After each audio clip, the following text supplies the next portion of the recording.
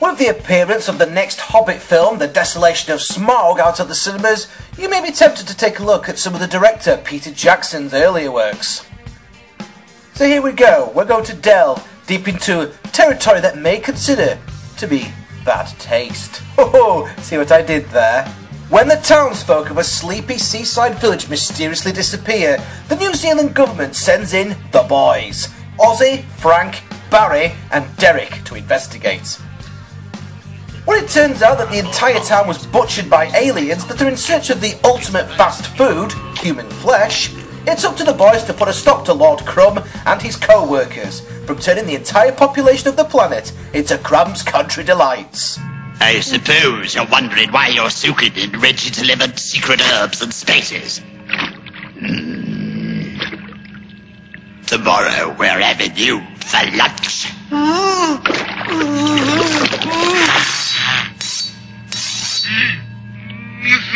You're the exotic new taste sensation. Human flesh is it. You are going to be the first bit of meat that we've had a chance to get our teeth into since we arrived. So we're going to treat ourselves to a feast with you as the main course. Quite an honor, really. Our four saviours of the Earth... And the moon? Yeah, and the moon, managed to send the alien horde packing, only for Lord Crumb to discover too late that he's got a Derek on board his spaceship. And Derek is a wonderfully violent and nerdy bugger who just happens to have some revolutionary ideas in the field of brain surgery. Holy shit. Bad Taste is great stuff, just as long as you don't mind the overall lack of acting ability and the overall cheapness of the whole thing. But there's plenty of black humour and loads of outrageously over-the-top death scenes throughout. This includes the most random and gratuitous act of violence against a sheep. As the film goes on, heads will be pulled off, limbs will go flying, eyes will pop out of their sockets, and vomit will churn, as an all-out war ensures between the boys and the aliens in a gruesome showdown to the finish. Indeed, nothing is spared in this treat for the whole family.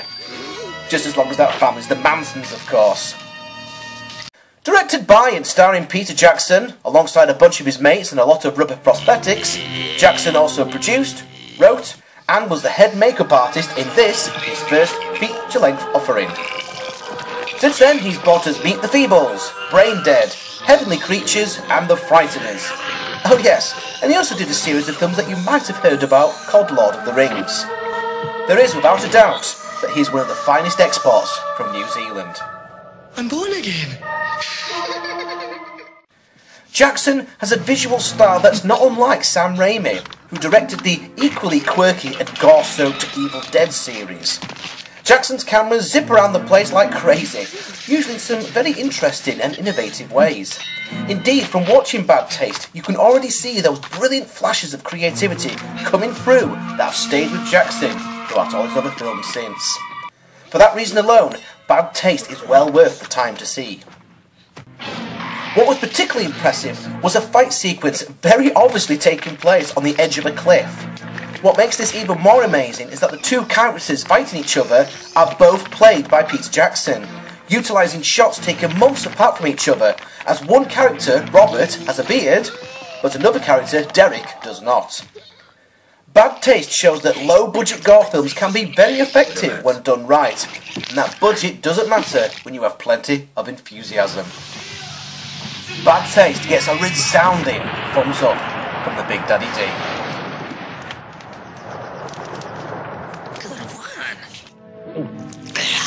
Aren't I lucky I got a chunky bit?